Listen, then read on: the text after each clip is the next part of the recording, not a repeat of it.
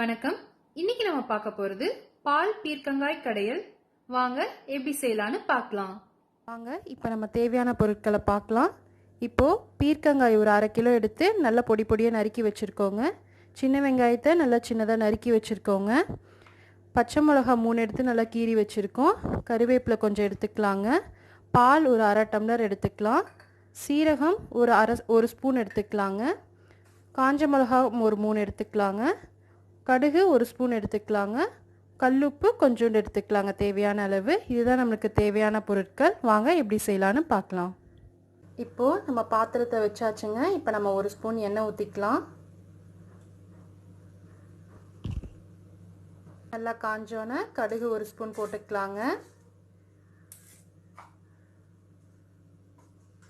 இப்போது நம்ம சீரகம் ஒரு ஸ்பூன் எடுத்து வச்சுருக்கிறத நம்ம போட்டுக்கலாம்.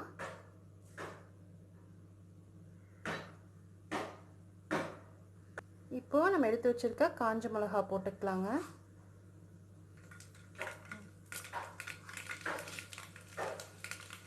இப்போ கருவேப்பிலையை போட்டுக்கலாங்க. இப்போது நம்ம பச்சை மிளகாவை போட்டுக்கலாங்க. நல்லா தாளித்து விடுங்க. இப்போது நம்ம எடுத்து வச்சுருக்க சின்ன வெங்காயத்தை போட்டுக்கலாம்.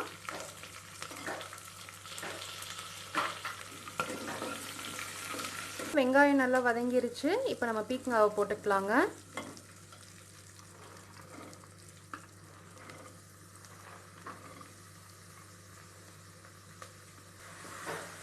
நல்லா இது மாதிரி கிளறி விட்டுக்கோங்க.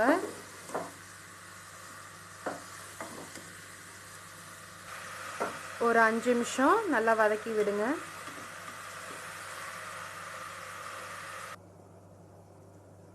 நல்லா வதங்கிட்டு இருக்குங்க. இன்னும் கொஞ்சம் நேரம் வதங்கட்டும்.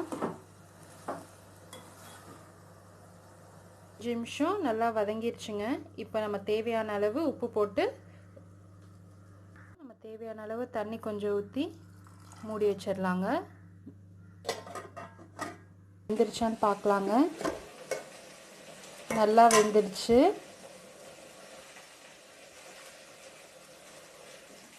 இப்போது நம்ம நல்லா மத்து வச்சு கடைஞ்சி எடுத்துக்கலாங்க. நல்லா மைய கடைஞ்சிக்கோங்க. நல்லா கடைஞ்சி எடுத்தாச்சுங்க.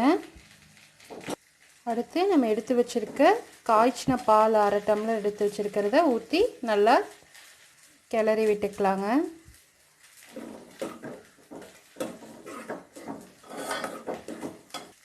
கூடவே கருவேப்பிலை கொஞ்சம் போட்டுக்கலாங்க. அவ்வளோதாங்க.